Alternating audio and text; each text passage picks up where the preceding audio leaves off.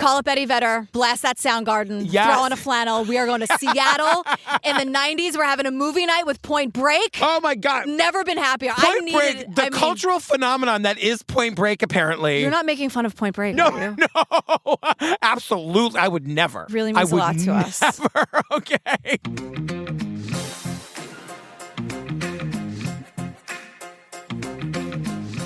Girl, major, big, exciting news. Tell the fam what's going on. Everyone, breaking news. Gather round. There's new merch. New merch is happening. It's here, everyone. It's here. It's queer. It's fabulous. Get used to it. The merch is it's also for the non-queers. It's for everybody. So good. And the big news is today, September 3rd, if you're on the Patreon, you get exclusive access for 24 hours starting at 11 a.m. Eastern time, fam. And you get a 10% discount. This discount is good for as long as the merch is up. You'll find the discount code in your email or on Patreon. We'll send it out and post it today at 11 a.m. Eastern time. So the 10% discount is for the Patreon fam from now until we take the merch down. Yeah, and so Patreon has exclusive access for these 24 hours, but then tomorrow, September 4th, it's open to everyone. Yeah, and you're going to love it. There's new designs. I think it's the best merch we've ever done. We're super excited. We've worked really hard on it. The quality is really great. That sweatshirt with the embossed writing on it, it's amazing. It's gorgeous. Absolutely gorgeous. So Patreon fam, check your email or log on to Patreon at 11 a.m. Eastern today for all the details. The next big thing we have to tell you. Today's episode is all about How to Rob a Bank. On Netflix. On Netflix, co-directed by Seth Porgess, who we're obsessed with, who also co-directed Class Action Park. Yeah. We did an interview with him. Yep. All about this episode. It is live on Patreon right now. Yeah, and so much of what we talk about in our coverage of it, we cover with Seth. So he really goes into it. And he's just the coolest guy. He has like such a wealth of knowledge about everything he covers. He's so wonderful to talk to because there's like just so much there. He came in studio. It was so fun. The interview goes really deep. We get a lot of answers to the questions we had in the documentary. So patreon.com for everybody at the $5 and above. Yep. And happy merch. Happy merch day. And girl, normally I'd say, what are we talking about? But I already told them. Yeah, How to Rob a Bank. All right, so here's the trailer. Okay. This is a robbery. He was the most prolific bank robber in the Pacific Northwest. He's robbed 14 banks in Seattle since June of 1992. This case was spinning a little bit out of control. He was a smart bank robber. He became our #1 priority. What happened here reads straight from a movie script. His moniker was Hollywood. He wears heavy makeup, a wig. His co-star is this 9mm handgun. Everyone on the floor! He said, man, this is the easiest thing. It's like taking candy from kids. I just thought, this is insane. Steal from the rich and give to the poor. How noble is that? People talk about Robin Hood, But in terms of who Hollywood was, we couldn't have been more wrong. I don't understand how this isn't a regular, real movie. This has Matthew McConaughey all over it. How was this not? This hasn't ever been a movie, has it? Point Break. Yeah. Well, Point Break came first, obviously. This whole thing was really inspired by Point Break, and that's not a joke. I mean, the treehouse, like there's so, you know what I mean? Yeah, so anyway, as Julian said, we're going to Seattle in the early 90s, baby. Be still my heart. It feels like Seattle in the early 90s today, New York City. Yeah. It's finally not 1,000 degrees. For the last 2 days, it's been a little chilly here. 70 and rainy. Yeah. So we learn about this guy, this bank robber. They dub him Hollywood. We meet Ellen from the FBI. She's this badass lady running the FBI, and she's telling us everything. She's like, Hollywood was a unique case for us in Seattle. We knew from evidence that he was familiar with security practices. He knew how long he had before he had to get out of there. He was a smart bank robber. He was like really smart. But also something real quick about Ellen Glasser. She was one of the first female FBI supervisors. Yeah. And she was supervising violent crimes and she was in charge of all the men. Yeah. And at one point she says, a lot of the guys call me Agent Mom. And I'm like, Ellen, no. You're not their mother. Don't let them do that. I know. That is misogynistic. Yes. Don't let them do it. We don't like that. I had the exact same thought. Agent Mom, she's not your fucking mother. She's your boss. I know. Respect her. Yes.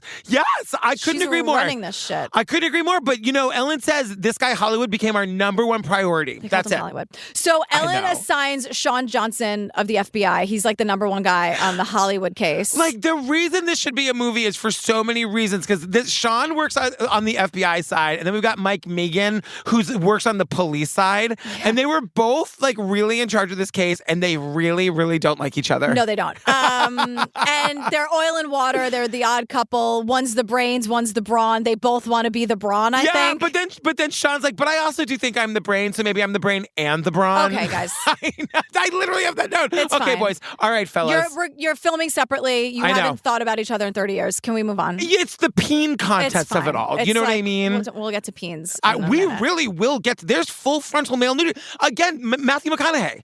That guy just walked around naked all the time. Did he? Yeah, he got arrested once at his house in Austin playing the bongos naked. He was always naked. He'll do that. Yeah, he'll do that. Good old McConaughey. Look, 1990 Seattle was a time. It was a vibe. I wasn't there, but I hear it was great.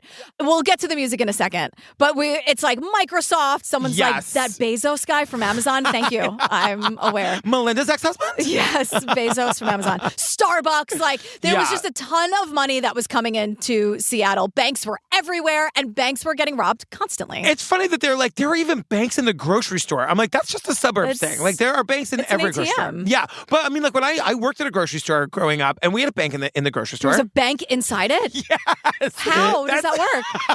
It's not. I really mean it. It's not just like a row of ATMs. No. I mean, it was like you have the customer service desk, and then there's like a little area that was like also a bank. It's like when you first land in Vegas, and you're like, they have slots. I know. At the CVS Everywhere. Anyway, regardless, Deborah, the reporter's here. Deborah tells the children about how important Seattle was to the music scene. Well, because it was all about grunge, and grunge was anti-corporate, anti-brands, anti-fame. Nobody cared. Nobody wanted any of that shit. People were literally anti-establishment for all the right reasons. They hated all the oppression. They hated the colonialism. They hated the attack on human rights and the environment and ripping off banks, especially if they're getting away with it. People love that. And kind of loving the people who are robbing the banks. Well, the thing is, I also want to say, I won't talk about Pearl Jam the entire time, but like, go listen. It's also fine if you do. Okay, great. Yeah. Hi, Eddie.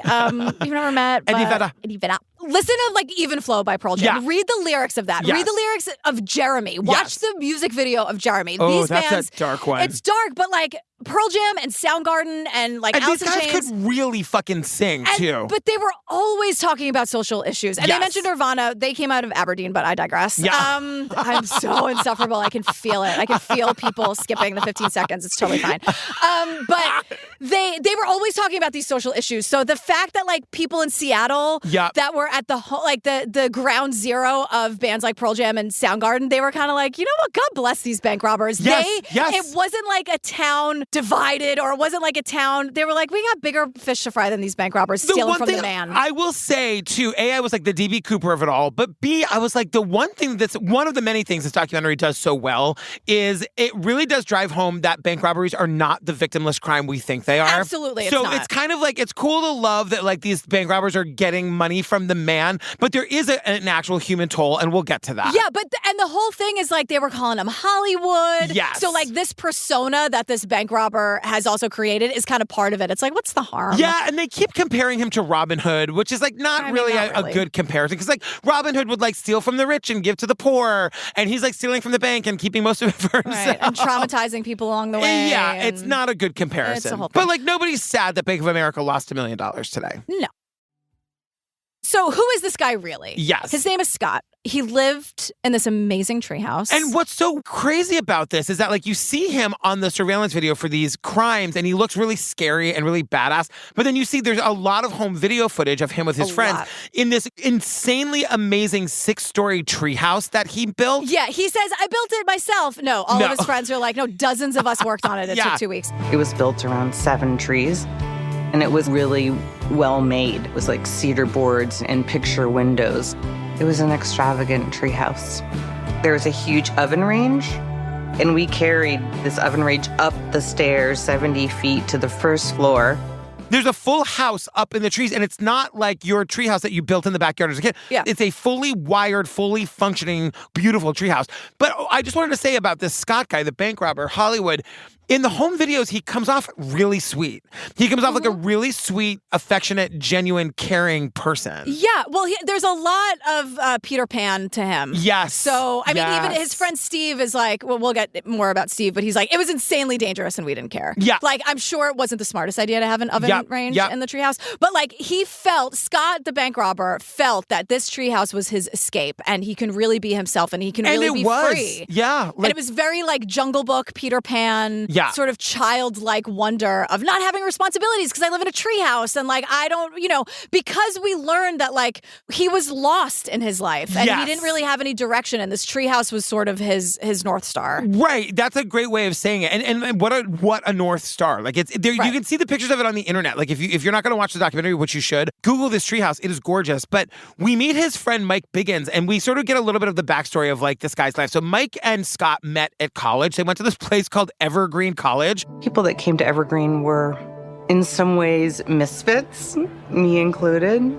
People are pretty progressive. It wasn't like people taking crazy drugs and drinking and being crazy in that way. It was very earthy, playing drums and taking mushrooms and sitting around fires. Very progressive and earthy. She goes, like playing drums and taking shrooms and sitting around fires. And I'm like, you know what? I get it. That's a perfect description. A guy walking around with a snake around his neck. I hate that. Didn't love that part. Why do they do that? Why do people do that? I don't know.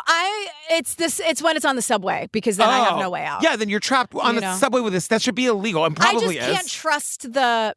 I mean, I do think snakes get a little bit of a bad rep. Sorry, Mom. I'm sorry. That's like the meanest thing I ever said to my mom. She has such a really profound fear of them. I get it, but it's like they're just doing what they do. You know what I mean? It's like nobody wants to encounter a shark in the ocean, but it's kind of their house, like you always say. Ocean. And I'm not coming for your mom. Lord knows I love the woman. I mean, you can't pick your triggers. Yeah. It's just something that she really has like vision. It scares her a lot. Yeah. Sorry, Mom, but I think snakes get a bad rep. Sorry. I still love you. Two things can be true. So sorry.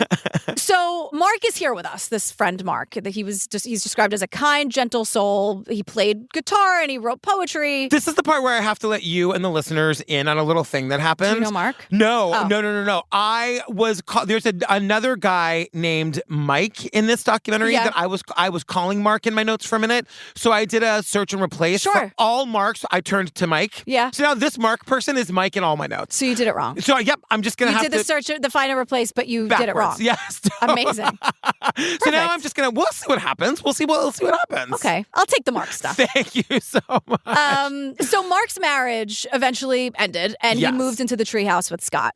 Everyone wants us to know that he smoked Chesterfield Straights about 2 packs a day. Yeah, and drank a lot of bourbon, this guy. Great. But also his daughter lived there. He moved in and brought his daughter with him. Yeah. And the daughter was like raised there. And I'm like, Scott, you wore clothes around the daughter. We're like right? 2 steps away from a cult. I totally agree. This is Cult 101. Yeah. I'm shocked it's not a cult. But it's also, they just want us to know that he was like a man's man and they would drink and they would smoke and they would just like be boys living in the woods. You know what I mean? Yeah. So Suzanne is Scott's sister. Yes. And she explains that Scott always wanted to be free. He never wanted to be controlled. He loved being daring. Like he built a zip line in the treehouse and he was just like living a dangerous life. We see this zip line. It's 60 feet off the ground. He like takes it all the way to the end, crashing into a tree. And then he's got to get himself back. He's not hooked into this thing. No. He's hand over handing it. And like Mark, the friend, is like, if he falls, he's going to die. Yeah.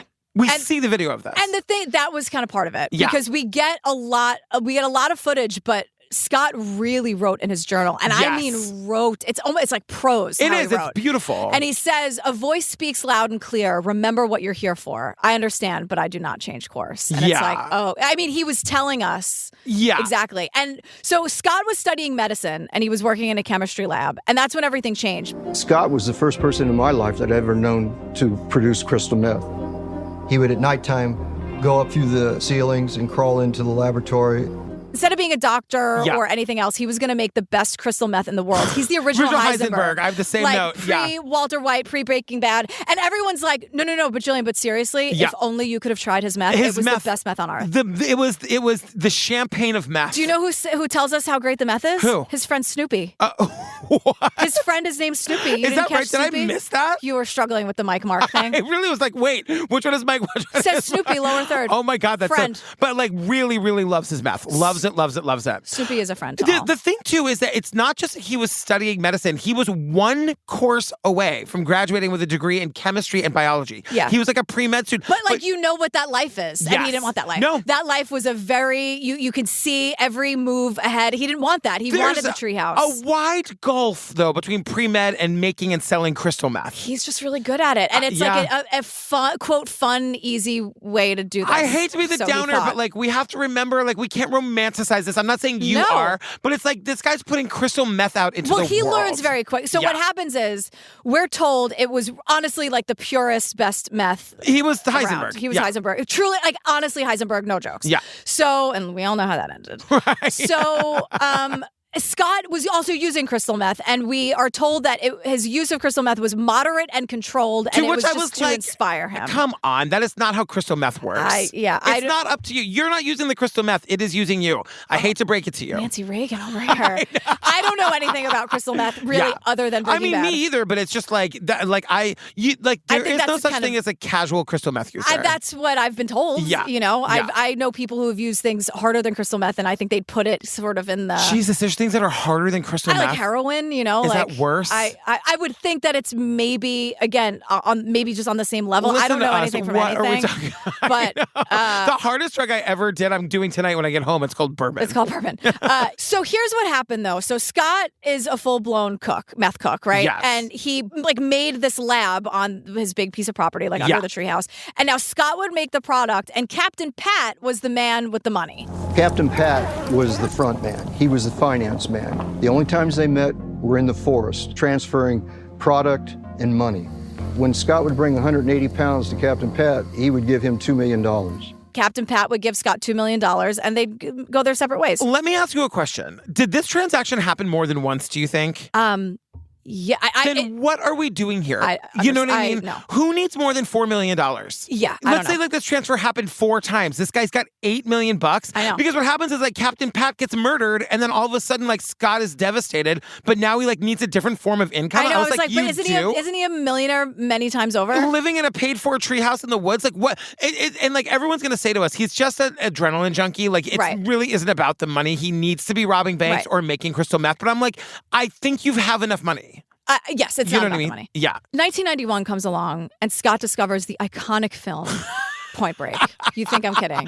No, do you love this movie? Yes. I did not know that. Keanu Reeves is Johnny Utah. Are you kidding me? Patrick Swayze is Bodie. And both Lori of Petty them, is Tyler. I know. Lori Petty is the best, but both of Patrick Swayze and Keanu Reeves at the top of their just beauty. I know. So this is about bank robbing surfers. Yeah. If you don't know Point Break, please get yourself educated. That's your homework for today. Yeah. The bank robbing surfers are called the ex-presidents. So they wear like Halloween masks, but it's like Reagan and Kennedy Nixon, or whatever. Yeah. Scott the bank robber is inspired. So he needs money, quote unquote, and instead of cooking meth, he's going to be a bank robber. And his friend Mark is going to be in on it too. And it's just guess what? Scott's instantly great at this.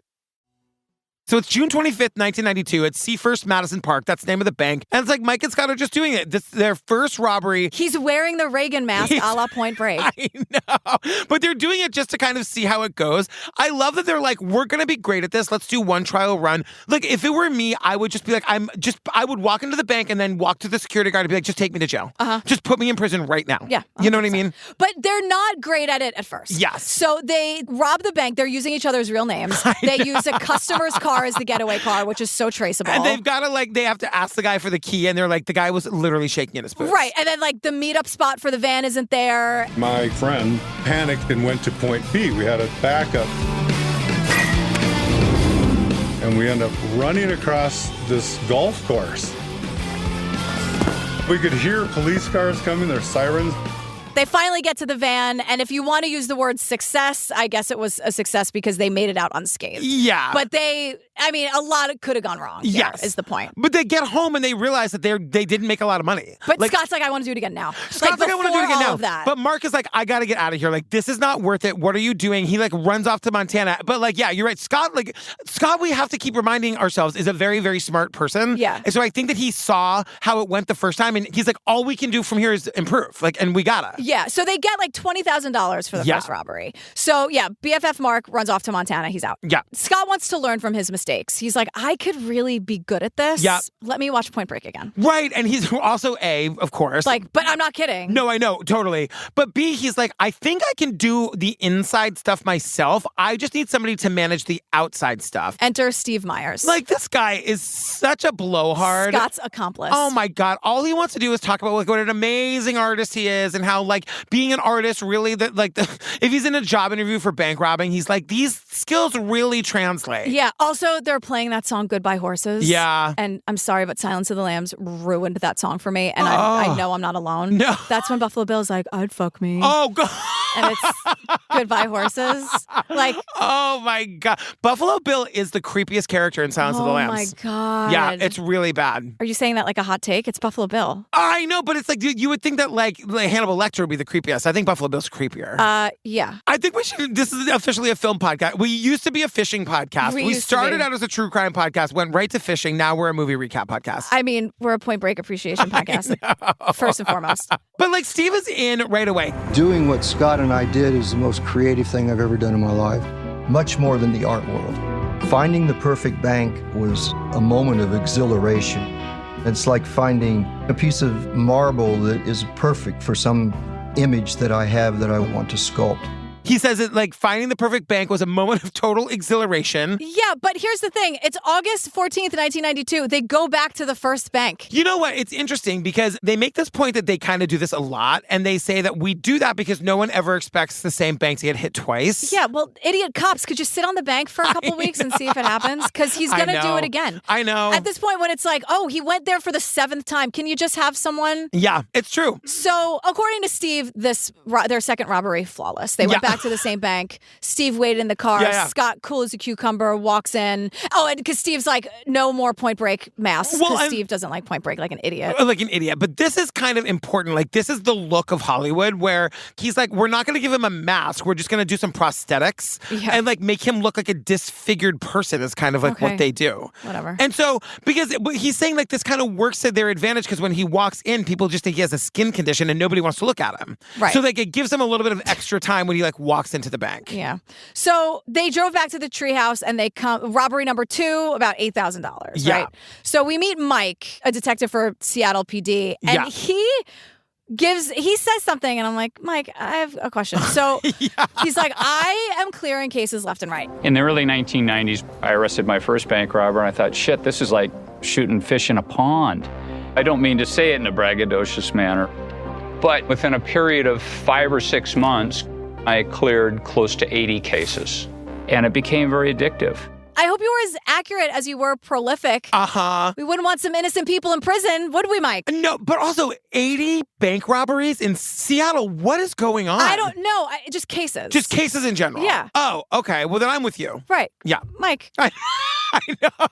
Are you just clearing them to get them off your desk? No, or are he you like tells really... us why. He's clearing them because it was addictive. Okay. Yeah. Can we get Can we get some eyes on Mike's cases? I mean, how many innocent people do you put away when you're working like that? I thought we were just talking about bank robberies. I heard cases. No, you're probably right. I just assumed it was cases of bank robbery. Yeah. So they're robbing banks. Robbery 3 is like $9,000. Robbery number 4, $5,000. Now, Steve, the accomplice, is like, this is bullshit. This risk is huge, and like, this is our reward. We need to do a bigger payoff. We have to go to the vault or I'm walking. That's it. Yeah, because it really isn't worth it. Like, because remember, Scott is doing it for the thrill of the bank robbery. And Steve is doing it. He's Heisenberg. He's got millions of dollars in his treehouse. He's sitting on his meth money. What is he doing? But Steve is like, we got to do the vault or we're out. So they hire this girl named Mustang. Who Steve was absolutely in love with. She's the one who got away. Yeah, he was infatuated with her. We don't meet Mustang. We don't see Mustang. Yeah. But he's like, she is the most angelic. I mean, he loved her. He loved her. Mustang was a special young woman. I've never quite met a woman like her. She was hired to work in the Seafirst Bank as a teller. She got the manuals and she got all of the bank protocol for teller stations, for the vaults, the armor card deliveries. They have Mustang get a job at the bank to learn how to get them into the vault. She's Very a smart. special young woman. I've never met anyone like her. How is this not a real movie? All of these characters, I could cast this thing right her now. name's Mustang. She was probably smoking. She was probably so cool. Yeah. She was Jennifer Lawrence, no question. She was like a Penny Lane type, but only 90s Seattle. Oh my God. I know. She probably like wrote a zine.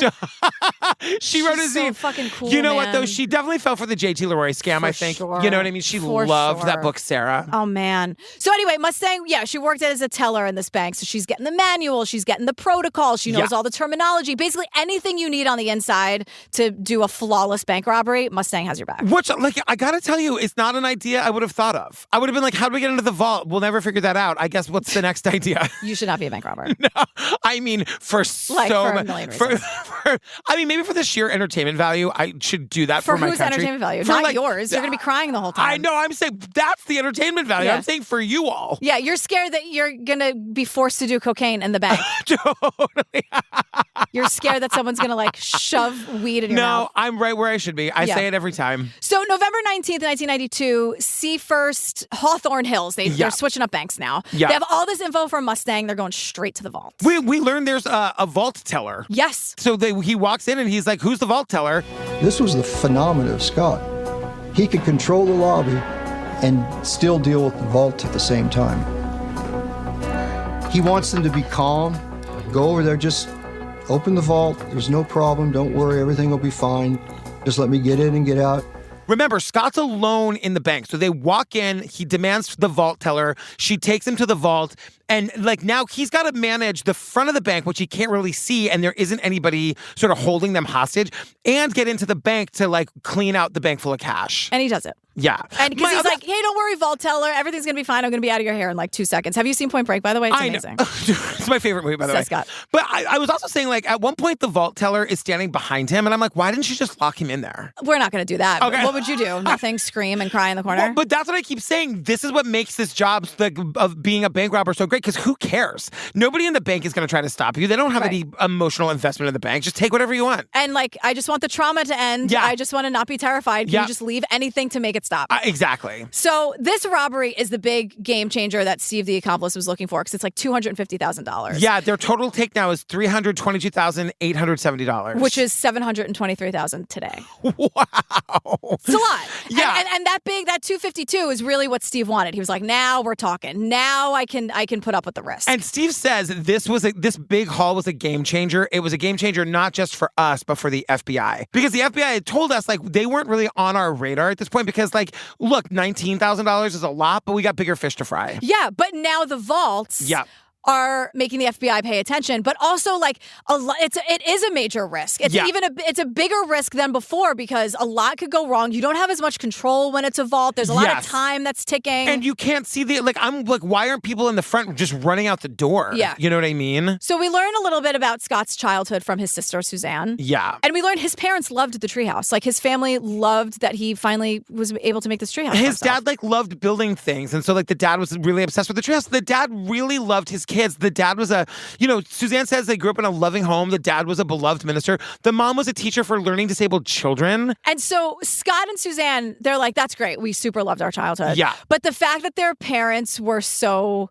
like held up on such a pedestal in this community, they didn't want to be like the goody two-shoes preacher and teacher's kids. No, and Scott especially, from a young age, he's learning how to pick locks. And in his teenage years, they say he becomes really secretive and got good at telling just the parts of the stories that would keep him out of trouble. Yeah. And there's this one story. There were showroom houses all around Reston, Virginia. We knew how to get into all of them. Scotty and I both learned how to pick locks. We did not learn to pick locks to steal anything. We learned how to pick locks so we could get to the other side of the door. He'd pick a lock and then not steal anything. Yeah. But they say, I thought this was kind of important that, Susanna's saying that the parents are recognizing that, in his youth, Scott was realizing that he was really good at, living outside of the boundaries of the law. Mm-hmm. And that, it seemed like that was his destiny. Yeah, because he didn't want to be in a box. Yeah. He wanted to be in a treehouse. And I'm not saying that as, it's just, he wanted to be Peter Pan in the treehouse. Yep. And his friends would come and go. Yeah. And there's, a lot of enabling, I think, among his friends. I think it's okay to tell the people that you love, hey, you live in society. And so, unfortunately, you have to, live by society's rules. Not when you're a millionaire and you can live in the forest in your treehouse. Yeah, but I do think it's our responsibility to tell our friends, come back. You know what I mean? If they're doing something wrong. Yeah. If you just want to live... banks. Right. If you want to, live off the grid and live in your beautiful treehouse in the Pacific Northwest. I'm just talking about Scott specifically. I'm just saying that he's when you're starting to recognize that kids are going off the rails, it's okay to try to pull them back a little bit. Sure. So Scott and Steve have a full-blown bank robbing operation. Yeah. Point Break come to life. They're really good at it. And they're hiring their friends to do this shit, right? Yes. But they'd also put hair in the back of the car to plant evidence and make things confusing. Because they're trying to throw the cops off by letting the cops think that they found the getaway cars, which they had actually planted, and fill them with clues that would throw them off. It's very smart. And they'd have Snoopy being the lookout guy. Yeah. Snoopy. Also, Scott comes up with this ingenious plan to launder the money through casinos. So he would do this thing where they would find a game, like a football game. You place the same amount of money on both teams that are playing at two different casinos, and one of the teams is going to win. So you end up getting back all your money except for what the house receives on the losing team, which is 5%. We weren't losing anything, really. So one team wins, basically doubling their money. So they lose the other money, but they aren't losing any money at all. So you get your money back, except for the 5% fee that the casino gets when you lose, which is the cost of doing business. It's the cost of laundering your money. I mean, it's genius. Is that how everybody does it? No. Okay. Lots of laundromats. Yeah. Maybe Mattress Firm, depending on what side of the internet you're on. Well, that's such an ingenious idea. We could cut 4 seasons off Ozark. It definitely happens a lot in casinos. Laundering money, it's all cash. Exactly. Restaurants. Yeah. Laundromats. But I guess if you're if the IRS is looking at this eventually, they're you bet correctly on every game for the last 10 years. And then it'd be no, I was doing it for fun. I bet on everything. I bet on both of them. Yeah, what do you want true. from me? Yeah, because you got the receipt from the one that you lost. Fish to fry? Totally. I lost 5% to the casino anyway. What do you care? Right. But the thing is, his friends aren't asking him what he does for money. They're is he on the CIA? What is he doing? He's a pot grower, one of them says. I'm okay. I But know. no one really cared. It was fun in the treehouse, and he was because everyone knew him as this really nice, sweet guy who was just a little lost and wrote in his journal and was fun Peter Pan. And he would also give money to his friends. We get a lot of he would help people and he would give them money if they needed it. And, it was kind of I guess when you're in that inner circle, you aren't asking questions. And he also was donating to some environmental causes. Yes. He wanted to help save the forest. And, he saw himself as the Robin Hood figure, but his friends today are not really. Yeah. Because you stole from a bank, which did have real people's money in it. And then you'd you'd give it to your friends so they'd help you. Right. And I'm oh, woof. I know. Elizabeth is speaking the truth here. Because she's you would only give money away. So you'd be hey, Snoopy, can you be the lookout? I mean, exactly. And Snoopy would be absolutely. Exactly. And, and then at some point they say things had to stop going perfectly at some point. So at one point they had to abort one of their missions because a customer recognized him as he was going in because he's got that prosthetic face. Hey, Hollywood. Hey, Hollywood. And then in one of them, a dye pack blew up in the getaway car. They had to abandon the getaway car and the money. And Sean from the FBI, who really wants to get this guy, he says, we found the vehicle just blocks away from the bank. I sat in that station wagon at the scene for a couple minutes, just absorbing that. That was the closest I had come to him at that point in time, sitting in that car waiting for the next robbery to happen.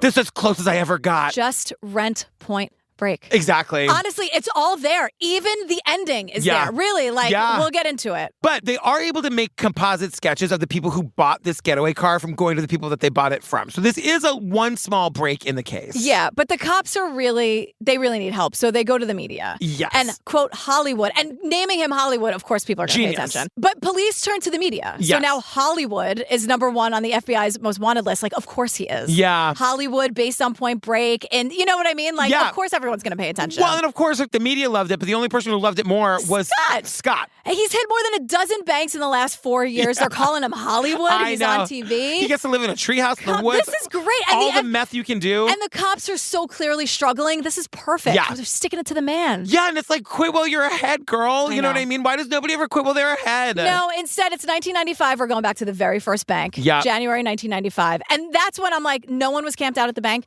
You have him on FBI's most wanted list. You guys are very obviously publicly scrambling. Yeah. He returns to the scene of the crime literally. Can you get eyes on the bank? There's this one bank that they hit that they knew they wouldn't be able to beat the cops out. And so they build this ingenious plan where he goes in, robs the bank. Steve's I'll sit at the restaurant across the street, let you know when the cops are gone. You take out the bottom of your van and just go lie in the floorboards. Yeah. So he goes in, robs the bank, goes back out to the parking lot, gets in his own van and lays down. And the cops are there for 45 minutes. They don't find him and they get away with it. And they go away. And it's they incredible. got $152,000. Yeah. So this is robbery number 14, and the total was $939,000. Today, that's $1.9 million. I'm like, well, it's much easier making the meth, though, I would imagine. I mean... Every time he gives 180 pounds, he gets $2 million. And then you get to be totally separated from the horror that meth does to the community. Exactly. You just get to live in the treehouse. What I thought was really interesting here, and that came as kind of a shock to me, now we're starting to hear that, like, Scott, when he was doing the robberies, was kind of a piece of shit. He was nice and calm until he wasn't. Yes. Because, like, we see him in the home videos, and we hear his friends talk about how much they love him. You think he's like a sweet guy. Naked in the treehouse. Yeah, and you think he's like, oh, he's the sweet bank robber. No, he could be a real son of a bitch. And tellers were, like, coming out with stories. He got more desperate sometimes. He tried to get in the vault. The vault tellers weren't there to let him in. He got real upset. He said, it's Christmas time, I don't want to kill anybody. And he used a stun gun on one of the employees. So he was willing to use weapons. And he's like waving guns in people's faces. Now, we meet Susan Todd. Susan, I have so many questions because Susan has been robbed. She's a bank 14 teller. times. She's been robbed 14 times. One of them was Hollywood. Yeah. My question is, Susan, and I'm asking you this really, is it worth it? I know. Like, you must love this job so much. Because I would think after the 7th time being traumatized by being robbed at gunpoint as a bank teller, you're like, there's got to be a better gig. And I wonder, too, if it's not just built into the price of doing business. I guess, but how much trauma, how much can someone really take? Because Susan's like, I have to tell you, it never leaves you. Yeah. And she's had that experience 14 times. And while Susan is talking 14 times, and I'm not like making light of it, I'm really asking, like, at what point does a human person say, I can't live like this? No, I agree. Like, she's waking up in the middle of the night, she's looking over her shoulder all the time. And as she's saying, like, it never ever leaves you, Hollywood's friends are like, especially for the bank robber. I know. You know who it's the hardest on, Susan? Our friend Hollywood. It's true, because they're like, he's isolating, he's stressed, he's closed off, he's less social. The vibe of the treehouse is totally different now, you guys. Okay, now I'm sorry. I know we're doing the Point Break, and I know we're doing the 90s Seattle. I have to talk about The Sopranos. I'm so sorry. Okay. Because in season 1, Tony survives an assassination attempt, right? It's season 1. It's very early. The feds want him to flip, which is never going to happen. Okay. Never. Now, Carmela, of course, is like, Tone, this is our out. Like, flip. Now, he's in the hospital bed, and he's just perfect. And this is why The Sopranos can be so fucking funny. And she's looking at him, and she's like, Tone, you got it. He goes, I took an oath, Carmela. She goes, what are you, a kid in a treehouse? And he's like, what do you want to do? Move to Utah, become Mr. and Mrs. Mike Smith? We'll open a rattlesnake ranch? Like, what the fuck do you want from me? But she goes, what are you, a kid in a treehouse? I took an oath, Carmela. A rattlesnake Falco, ranch. you just can't beat it. You can't beat her. I've watched Nurse She's Jackie phenomenal. all the way through at least 3 times. You want to hear something sad that she said about The Sopranos? Yeah. She doesn't watch it because it's like watching her home movies. Oh. Because she misses James Gandolfini so much. Oh, that is sad. Isn't it sad? I'll watch it, Carm. I mean, Edie. So, Steve is saying... Scott started to get stressed. He was no longer the casual, happy-go-lucky person. That person was gone. The vibe around the treehouse changed.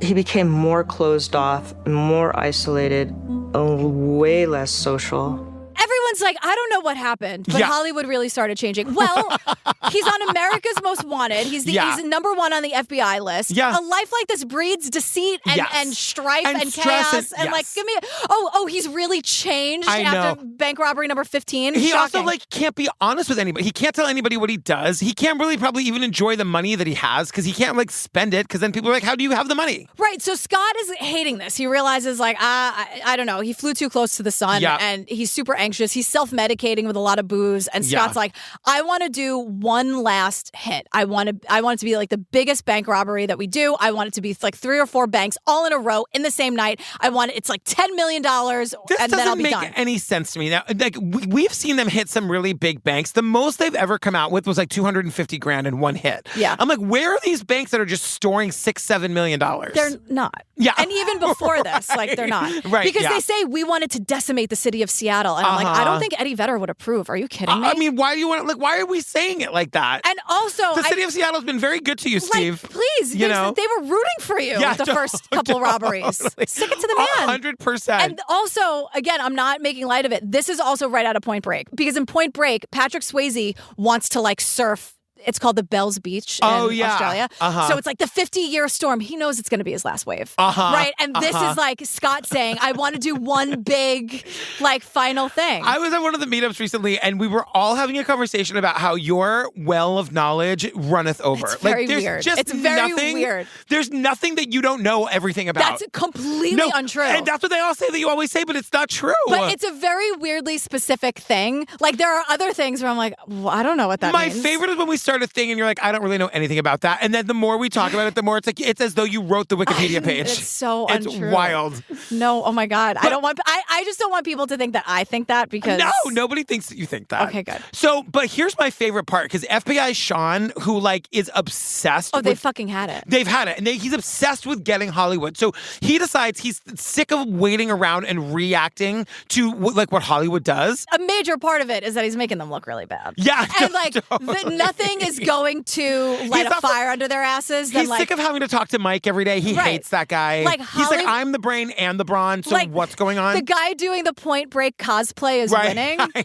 know. And it's been dozens of banks and all these years. Like, that must really chap their butts. Well, because Sean really steps up. He gets very proactive. He says, I sat down and did the math, figured out that he was going through approximately $21,000 a month. So with that in mind, I predicted that he was going to hit 1 of 3 days the following year in January. The more Sean was saying, like, the numbers and the math, I was like, it's getting a little hot in here, Sean. Oh my God, I'm getting a little turned on by Sean, like, just figuring out exactly, like, precisely a 3-day window in over a year that he knew that he was going to hit next, and he was right. Yeah, like, based on the math, the cops decide he's going to hit again in January. Yes. Because meanwhile, Scott and Team Hollywood, they take a year off because they're planning this last big hit, their last big wave. And they've got plenty of money. They've got plenty of money. Yeah. They called BFF Mark to come back into the crew. He hightailed it to Montana after the first one. Yes. They do 14 or 15 without him, and he's like, this is it. This is our big shot. Like, we're going to do this. And they convince Mark to join by saying, all you got to do is stand there. And he's like, I guess I'm in.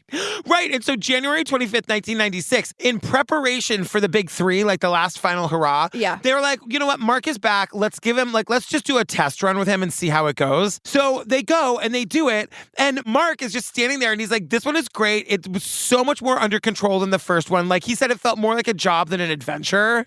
And Detective Mike was right that he was going to hit in January, but not the location. So they get away with yet another robbery with $141,000. Mike was in the wrong place at the wrong time. He's like a mile away. By the time he hightails it to this bank, they're all gone. Because you can't, like, they couldn't know exactly what bank, but they knew the time. Like, they knew the date. It had been, like, it's been a year, and they picked the right date. That just blew my mind. It was pretty amazing. So the cops are like, we just got to tail this guy 100%. And we got to step up what we're doing to track him.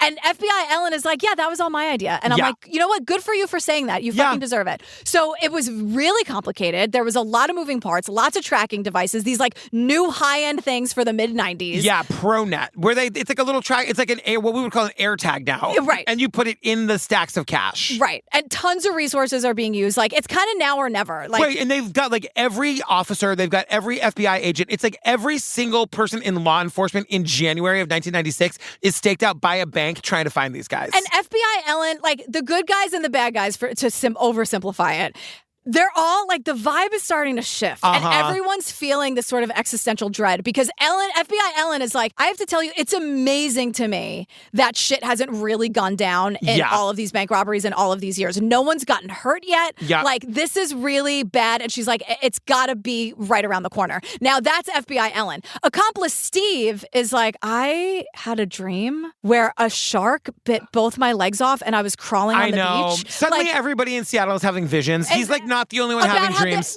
Well, you don't have to be Columbo to figure out that, like, this is a bad idea to do these 4 banks in a night as your one last big wave. And it's also just like, why? You know what I mean? We like, know how Point Break ends. We know what happens to our dear beloved Patrick Swayze at the end of Point Break. I know. And it's like, you have enough money. Why do you have to also was a bank robber. I know. There's nuance.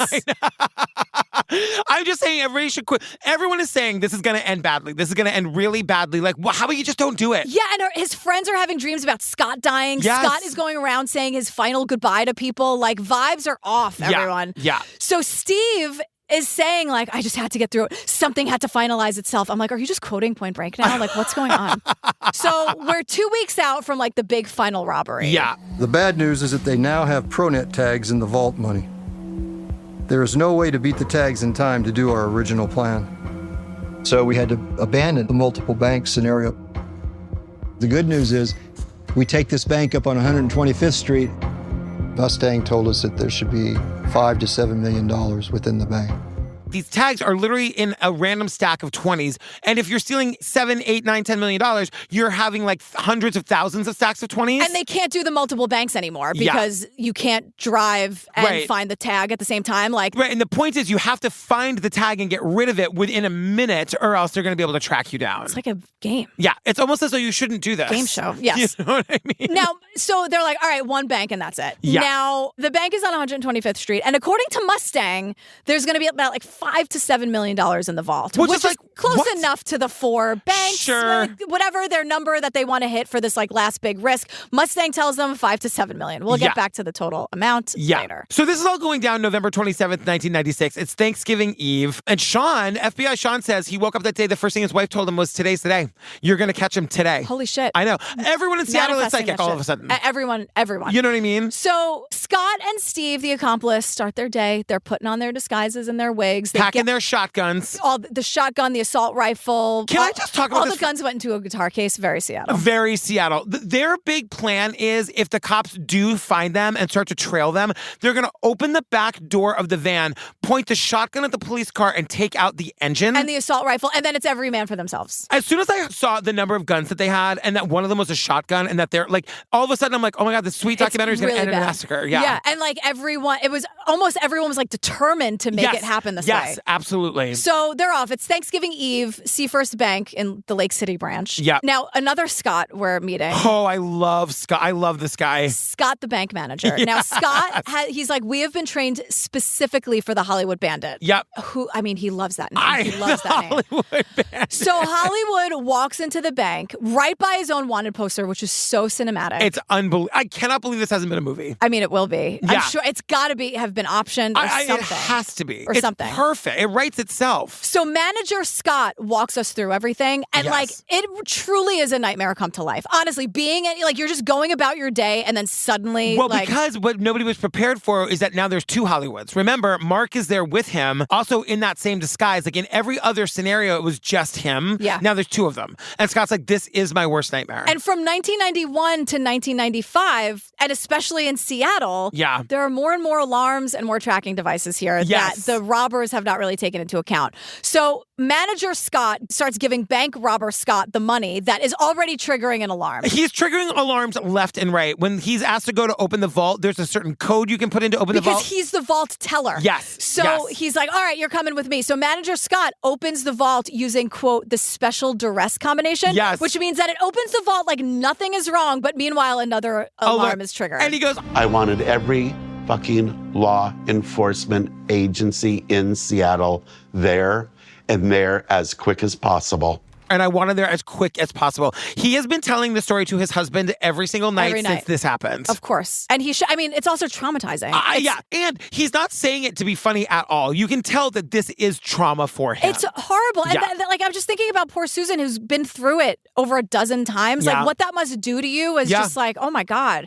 So all the alarms are coming in to the cops. Mike, the cop, is saying, he's like, I'm sitting at this empty office because it's the night before Thanksgiving. And I'm like, working. How did you all not know that this would be the night? Like the night that he would know that there would be no cops on duty. Exactly. I'm like, you can't not be working. I'm sorry. Yeah. Or like waiting around. Just be out in the field. Yes. So Hollywood hears about it on the police scanner because, of course, the robbers have a police scanner. And they're like, Hollywood, you've been seen. Get out. And they're like, okay. But this is when everything changes because this is when Scott, the bank robber, gets furious. Yeah. And now bank manager Scott, in the middle of all this, and it's chaos the way he's describing it. But he's been trained for this. Yeah. Manager Scott, in the middle of all this chaos, is able to throw a tracker into the bag of money, unbeknownst to the bank robbers. Yeah, so like they're going to be looking for it in the stacks of cash, but it won't be there. It's just randomly thrown into this bag of money. Right. Now, Team Hollywood, they are off and running. Yeah. They throw the bags into the van. They have about $1 million, not the $5 to $7 million that Mustang promised. But you can't imagine how much actual cash that is. And that's where physically physical dollar bills, because they've got to find these 2 trackers in between these stacks of 20s.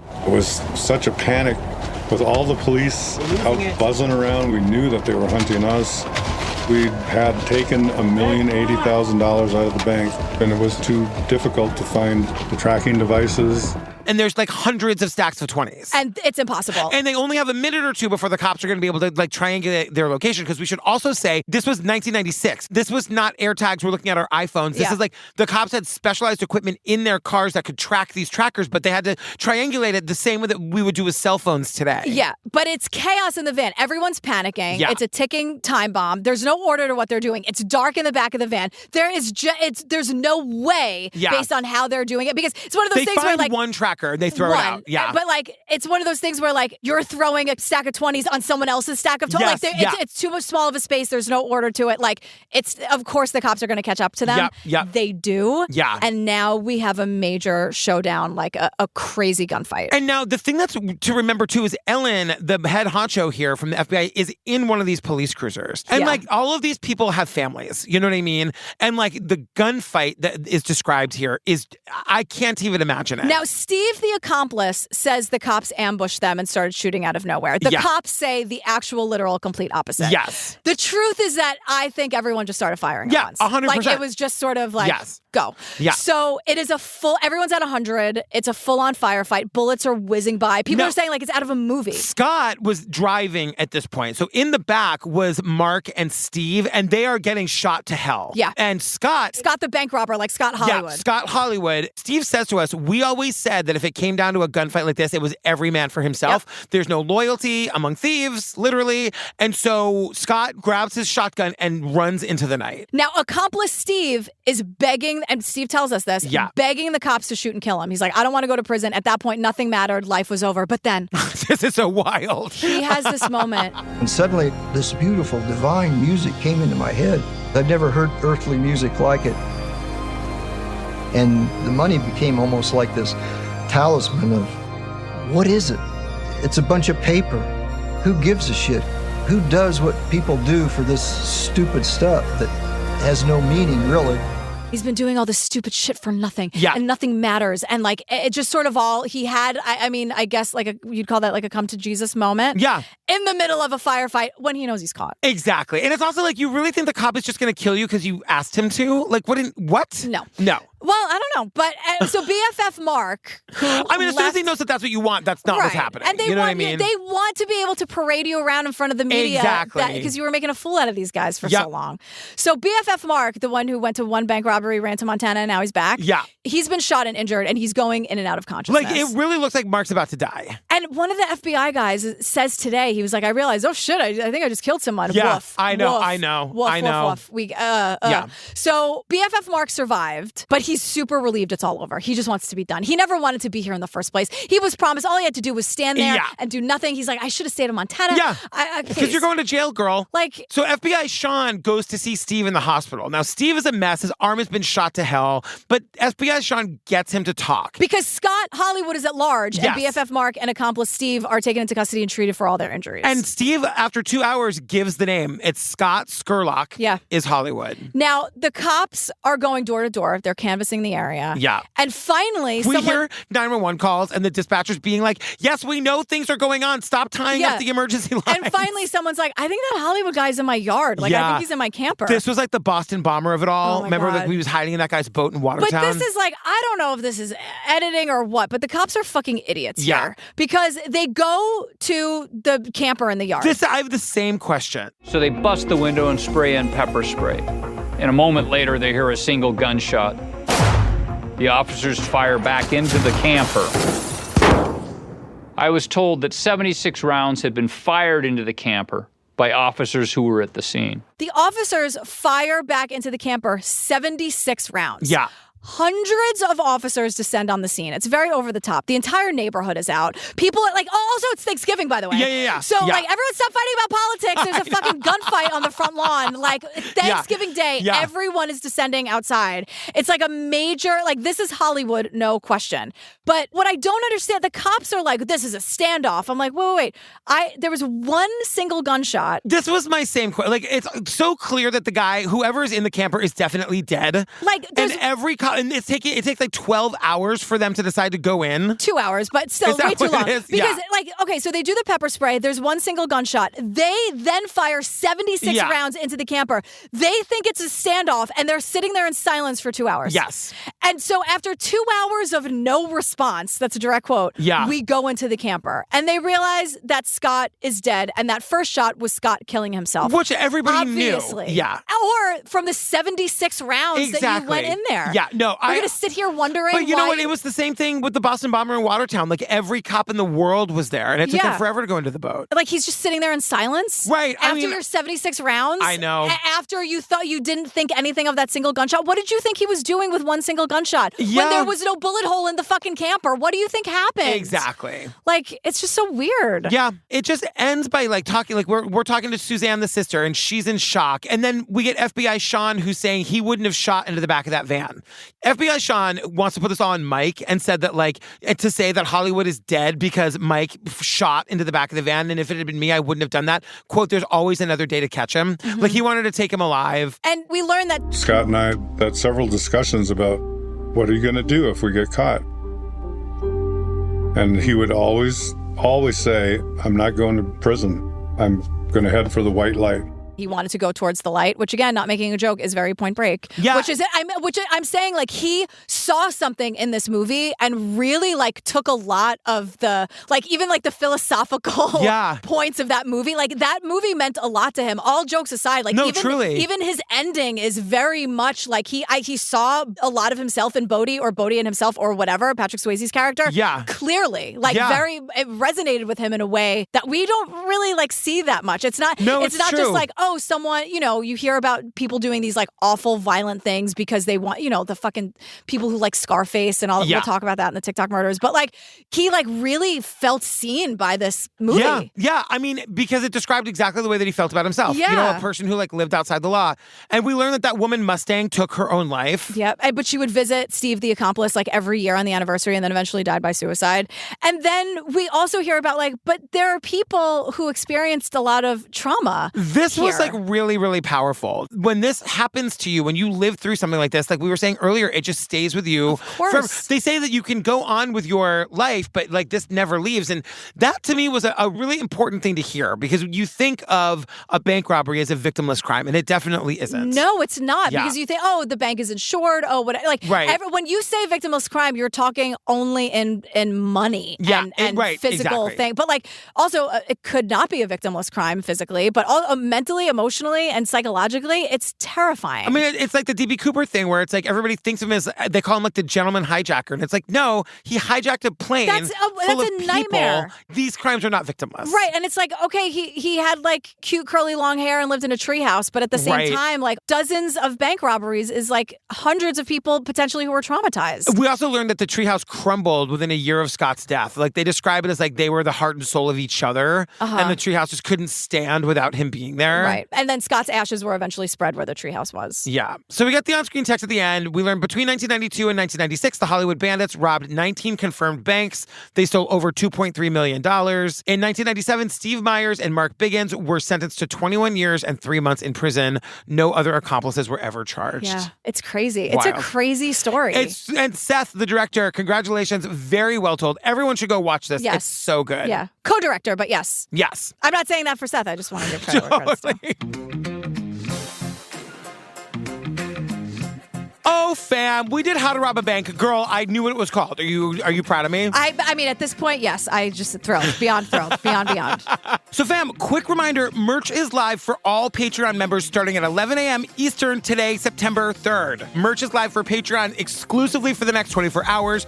It also comes along with a 10% discount for the Patreon fam. That discount is good as long as the merch is available. You find the discount code in your email or over on our Patreon page. Yeah, and then September 4th, merch is open to everybody. So have fun, go forth and merch. We're really excited about it. Yes, and don't forget, also right now, our interview with Seth Porgess is live on Patreon as well. We talked about everything in this episode that we thought was insane. Seth came into the studio, sat with us, and, like, we really dug in. We really got the answers to the things we wanted to know. Yeah, grab your flannel, put on Pearl Jam's 10, watch Point Break. It's just live in those old Seattle vibes. You know what I mean? Yes.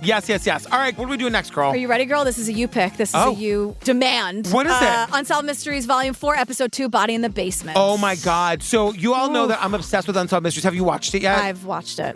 This one is a doozy. When this one came out, there was all this scuttlebutt on Instagram Reels, which is where I watch my videos. And I'm on TikTok. I know. I don't do TikTok, but I'm on Instagram Reels. Yes. And there was so much scuttlebutt about, like, don't watch this one alone. It's so scary. What really happened? It's crazy. It's not supernatural, no. Maybe. It's a very, or is it? I don't know. But it's a very, like, what the hell happened here? What the hell happened here? I can't wait to watch this one again. Oh, I'm like, I have a lot to say about it. It might be an extended. Yeah. I have a lot to say. Shit. All right. A lot to say. Great. All right, we'll stay tuned for the trailer for that, fam. All and right. our funny and hilarious outtakes. I think there's probably some here. I think so. We'll see. I'm not going to apologize for my Point Break. I felt Who's asking you to? I felt the womanly urge to apologize for Point Break. I felt it coming up in all my Eddie Vedder stuff, but no, I'm not. I'm going to stand in my Point Break Eddie Vedder love. I wouldn't have it any other way. Okay, great. Standing firm. All right, we love you, fam. We love you. Bye.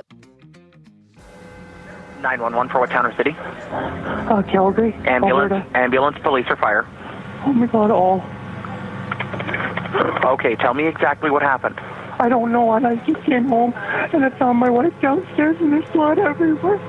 Oh my God. Are you with her now? I don't know. Is she awake?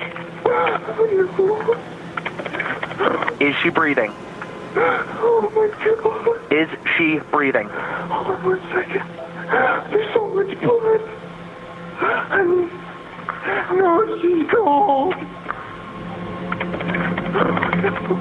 I'm sending help. I'm sending someone to assist you. Oh my God.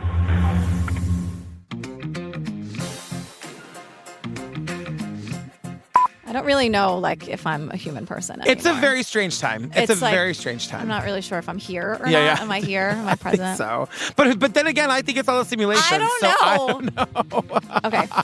Ready? Yeah. Jodie Foster and Anthony Hopkins did not speak to each other on the set. She's like afraid of him to this day. I know, she was like traumatized. I actually just watched Panic Room for the first time. Oh, it's a terrible movie. Did you? I thought it was like a feminine. I loved her in it, and it was young. Oh my God, Kristen Stewart. Oh, I saw amazing. the movie theater when it first came out, so I haven't seen it in a long time. You know, strike it from It's the very record. David Fincher. It takes place in a rainstorm. Yes. I'm thrilled. Okay. The women win. Sorry, spoiler. Totally. The look of wonder on your face at a bank. A full-ass bank. But it's not like a freestanding structure within the structure. Do they have those pens that are connected? Yo, 100%. Okay. How else are you going to like write your deposit slip and deposit? There's never ink in it. That's ever. True. Mike is like, he's just like standing there in whatever mask he's wearing. Like this one is going great. Mark. Because Detective Mike is the cop. I have it as Mike because I did the replace. I was did the search and Detective replace. Mike? Okay. You're right.